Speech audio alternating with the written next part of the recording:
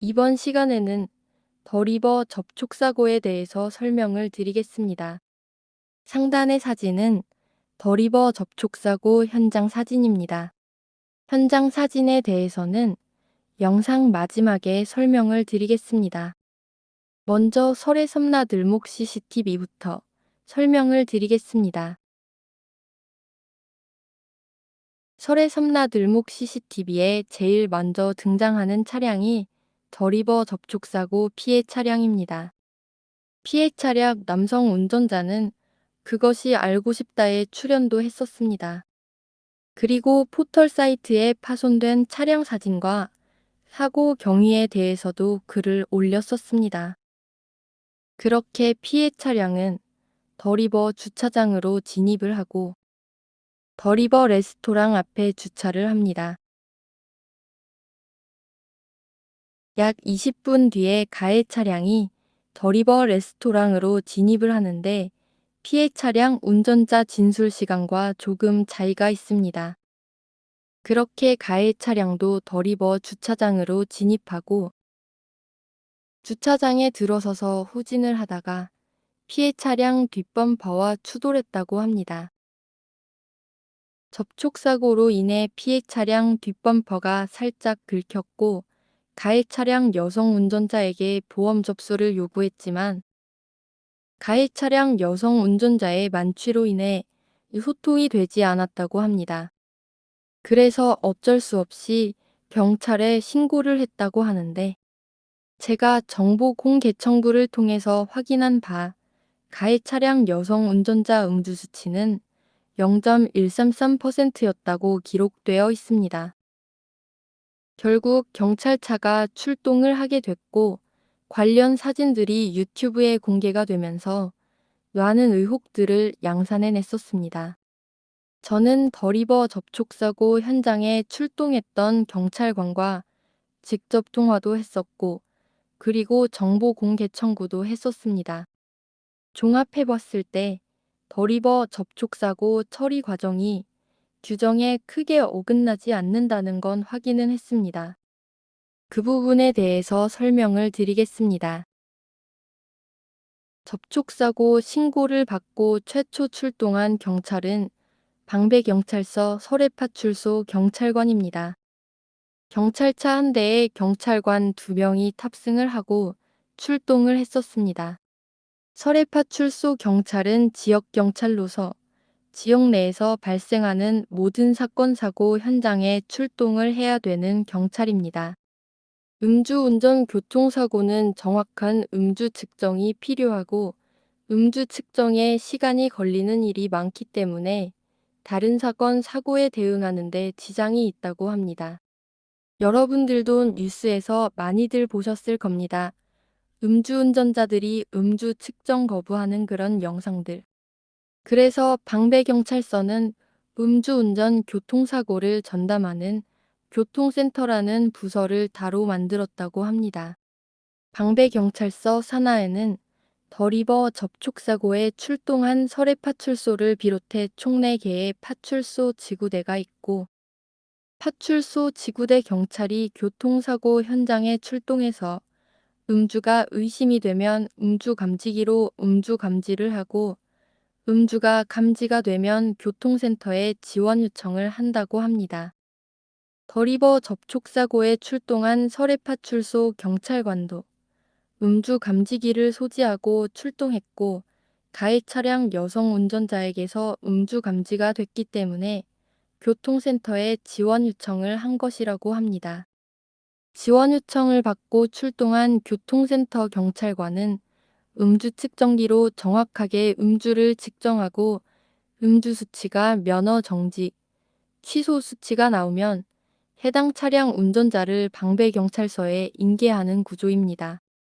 여기서 설해파출소 경찰관과 통화한 녹취록 들어보시겠습니다. 접촉사고, 음주운전으로 해가지고 접촉사고가 났을 때, 네. 그 설해파출소에서 이제 신고 들어오면 출동을 하잖아요. 네. 그럼 그때 교통센터에 지원 요청을 합니까? 네, 그렇게 합니다. 예. 요즘에도 지원 요청을 합니까? 왜냐하면 음주 측정을 이제 교인이 해야 돼가지고 아무 어쩔 수 없어요, 이게. 교통센터에서요. 네, 예. 그러면 서래파출소 경찰관 분들은 음주 감지기만 가지고 갑니까? 예, 맞아요. 예. 가가지고 음주가 확인이 되면은 이제 교통센터에 지원 네, 요청을 맞아요. 예, 하고 그렇게. 이제 예. 교통대에서 경찰관들이 측정해줘, 예. 음주 측정기로 정확하게 측정을 하네요. 네, 맞아요. 예. 서래파출소는 음주 감지기로 감지만 하고 음주가 감지가 되면 교통센터에 지원 요청을 한다는 내용 잘 들으셨습니까? 서래파출소뿐만 아니라 남태령지구대 이수파출소 방배 1파출소에도 전화해서 다 확인한 내용입니다. 지금까지 설명을 들으셨는데 서래파출소 음주 측정기 미소지에 대해서 의문이 풀렸습니까? 다음은 지원 요청을 받은 교통센터에서 왜 경찰차 2대가 출동했는지에 대한 설명입니다. 교통센터 근무 일지를 보시면 김용우 양재전 경찰관 2분이 출동했고 각각 경찰차 1대를 몰고 출동했습니다. 여러분들도 경찰관이 출동하는 장면을 보셨을 테지만 늘 경찰관 2분이 출동하는 걸 보셨을 겁니다. 교통센터 김용우 양재전 경찰관도 2인 1조로 출동을 했지만 각각 경찰차를 따로 몰고 출동했죠. 이유는 인력 부족 때문입니다. 지원 요청을 받은 당시 교통센터에 경찰관 4명, 경찰차 2대가 있었다면 당연히 경찰차 1대에 경찰관 2명이 탑승하고 출동을 했겠지만 경찰관이 2명밖에 없었기 때문에 경찰관 2명이 각각 경찰차 1대씩 몰고 출동할 수밖에 없었던 거죠. 물론 경찰관 2명이 경찰차 1대에 탑승하고 경찰차 1대는 교통센터에 주차시켜 놓을 수도 있겠지만 다른 지원 요청이 들어왔을 때 대응하기가 어렵겠죠. 이 부분은 설해섬 낚시꾼인 4시 19분에 찍은 사진에 경찰차가 2대만 찍힌 이유로 설명이 됩니다.